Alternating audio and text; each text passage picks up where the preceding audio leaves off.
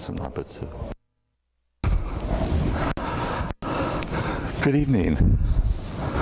Is this thing even working? Oh, okay. Some words from Shinran first. Please join me on this. It's a paraphrase from the Kyogyo Shinsho. Now departing from the true gate of provisional means and my self-power overturned, I have entered the ocean of the selected vow. I'm assured of attaining the birth that is inconceivable. Having entered forever the ocean of the vow, I now realize deeply the Buddha's benevolence, constantly saying in mindfulness that name that is the inconceivable ocean of virtues. Evermore greatly rejoicing, I humbly receive it. Namo Butsu, Namo Butsu, Namo Butsu. If I was to ask some of you if you serve Higashi, some of you will raise your hands. If I ask you if you serve Nishi, some of you will raise your hands. But if I ask you if you serve the temple of the primal vow of the Hongan, I do believe that you will all raise your hand. Because it is the Hongan that makes us who we are. That, I'm wearing the wrong glasses here, that directs our lives because it is directed towards us. The Hongan is the central part of our teaching. It is what moves and drives it. We are not called the Shinran-ji. We are not called the Nembutsu-ji. We're not even called the Shinjin-ji. It's because all of these have their outflowing from the Hongan. It is the Shinran's encounter with the import of the Hongan to him through the Nembutsu, release Shinjin within him so that he could say the Nembutsu. But it is Hongan that is fundamental. It is Hongan that is the heart of the matter. But Hongan has its context. How did Hongan come about? It came about in the story of Dharmakara, who met the Buddha of his time and received the full message of the Dharma. And that message of the Dharma is about suffering, about dukkha, about our diseasement. He saw the full force of it in his time, in the people around him, and in his whole own life. The word for the full force of dukkha is mappo. The life where all hell is broken loose and suffering is universal. This is the heart of the Buddha's teaching, that this is how our world is and what we must face and deal with. And so mappo is the context by which we come to Hongan. We have a system of understanding Buddhist history, I need my glasses here, for what is called the Shoujo Matsu, the three ages. The three ages, the first of true Dharma practice, which we associate with the time of Buddha and his followers, where everybody was hearing the Buddha and was awakening right and left. And then after a period of time, either things have fallen apart or people are not understanding, we come to the time period of mixed practices where there's some semblance of Dharma teaching, but the practice is not carrying through. And then finally, mappo, where nothing is working. It is said by a famous comedian that history is the story of one damned thing after another. Shinran understood this better. It's the history of the damned. And he knew that he was damned, that this was his in life. How did he come to this? He describes in the Kyogyo Shinsho that he passed through three gates, described earlier, the 9th and 20th vow and then the 18th vow. The 19th vow internalizes all these elements of the periods in his own life, in his progress, of striving to practice and hearing the Dharma. He had 20 years at Mount Hiei where he was doing all this, but yet something happened and it was not holding with him. Then he meets up with maybe mixing a little bit of both practice together, but working.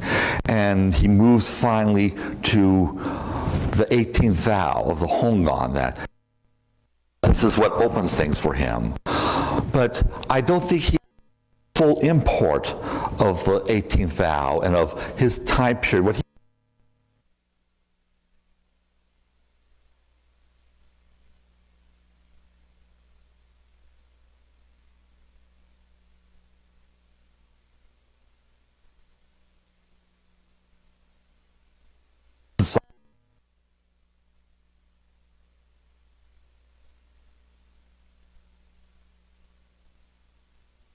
took away and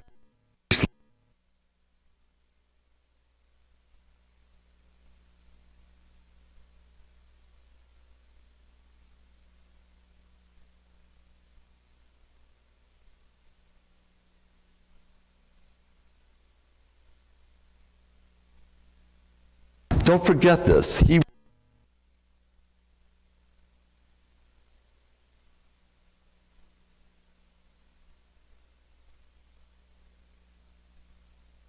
No one to preach, living with people.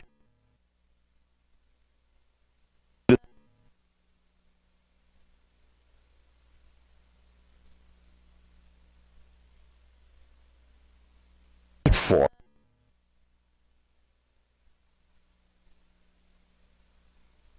himself. Yes, he now is neither priest nor layperson. He's nobody. He's a nothing. But in that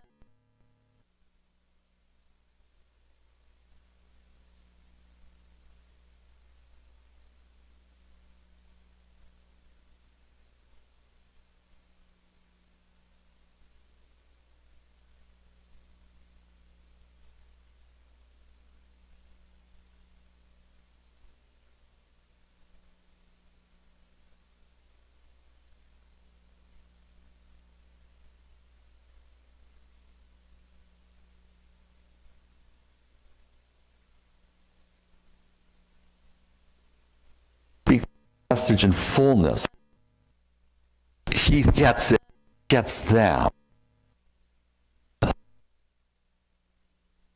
All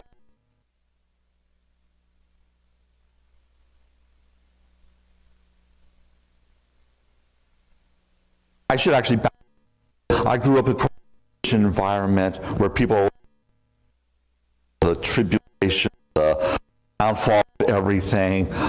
Last Saturday, the world was supposed to end. Now it's been postponed till next.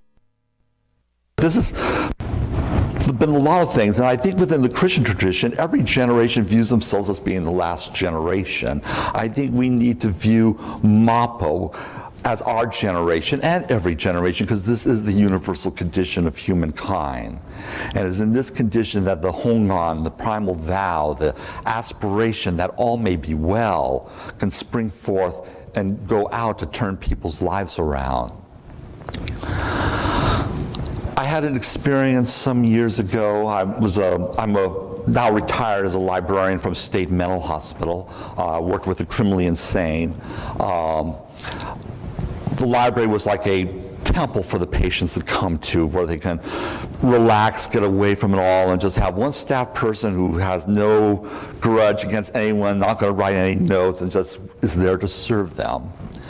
There was a young lady who was a regular of the library, and she was often distraught. I never really inquired into their past or backgrounds unless they wanted to share it with me.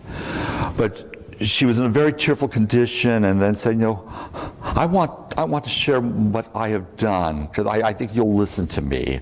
I said, okay, I'll be here for you. And I just going to take God, and I will listen.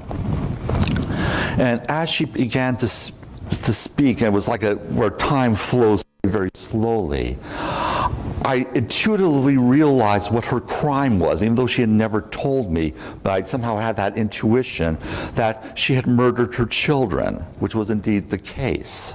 This was why she was in this very sorrowful condition. This is her mappo that she has to bear every moment of her life. And when I realized this, a moment of horror erupted in me, and she's about to open her heart and soul to me, and I'm about to erupt into stand back. You've done something horrible. what I must not do. And this was, of course, happening instantaneously. But at that very moment, I can't describe it, it's not like a mystical experience or anything, but I felt like a force behind me, like a wave of sheer compassion just push its way right through me, right through my heart, and just open my mind to listen to her, actually listen, not program myself what I'm going to say to her, to me as she described what she had done. Listening to put the, I was in the presence of a saint, because only, or a bodhisattva, because only I'd not done anything like that, but I never opened myself as she is now opening to me, as she's expressing herself. But I was able to listen and to take her into my heart. I just held her hand and listened to her as she cried, and just told how she had murdered her, killed her children, her regret that she has to bear this on. But this encounter in her Mapo, facing my own Mapo, allowed the Hongan, the primal vow,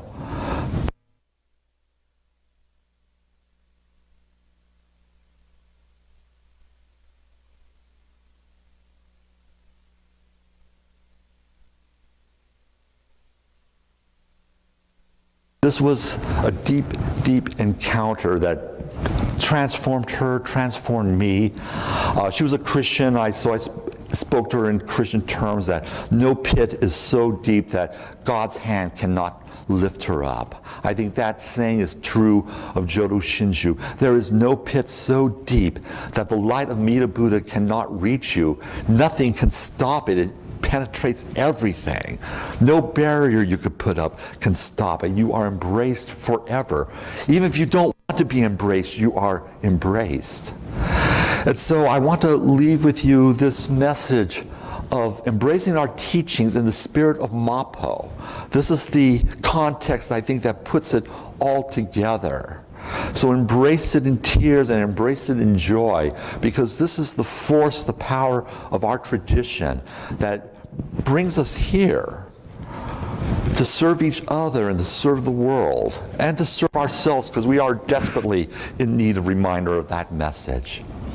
So I'll bring this to a close now, because what more can be said? But then Shinran has said it already.